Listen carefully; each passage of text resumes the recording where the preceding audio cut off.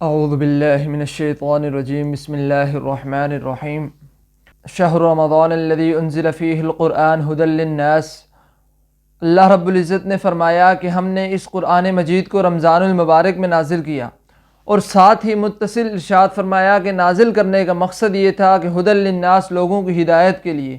آج دیکھا یہ جاتا ہے کہ میں اور آپ قرآن مجید پڑھتے ہیں، لیکن ہماری زندگی میں قرآن کے پڑھنے سے انقلاب نہیں آتا، ہم مکمل طور پر ہدایت کے راستے پر نہیں آتے۔ تو وجہ کیا ہے؟ قرآن المبارک میں تو کثرت سے قرآن پڑھے جاتے ہیں، لوگ کہا جاتا ہے کہ ہم نے 5، 10، 15 قرآن پڑھ لیے، لیکن قرآن پڑھنے کے بعد بھی، بار بار قرآن پڑھنے کے بعد بھی ہماری زندگیاں تبدیل نہیں ہوتی، ہماری زندگیاں قرآن کے مطابق نہیں ہوتی۔ وجہ اس کی یہ ہے کہ ہم نے قرآن کو سمجھ کر پڑھنا چھوڑ دیا، ہم نے قرآن کے معنی اور مطالب کو سمجھنا چھوڑ دیا، قرآن کے مفہوم کو جاننا چھوڑ دیا۔ تو ضرورت اس امر کی ہے کہ ہم قرآن کو سمجھ کر پڑھنے والے بن جائیں، تھوڑا پڑھیں لیکن سمجھ کر پڑھیں، تاکہ ہمیں پتہ چلے کہ قرآن ہم سے مطالبہ کیا کرتا ہے، قرآن کی ڈیمانڈ کیا ہے، قرآن ہم سے چاہتا کیا ہے، ہماری زندگیاں قرآن کے مطابق کیسے ہو سکتی ہیں۔ تو جب ہم قرآن کو سمجھ کر پڑھیں گے اور عمل کی نیت سے پڑھیں گے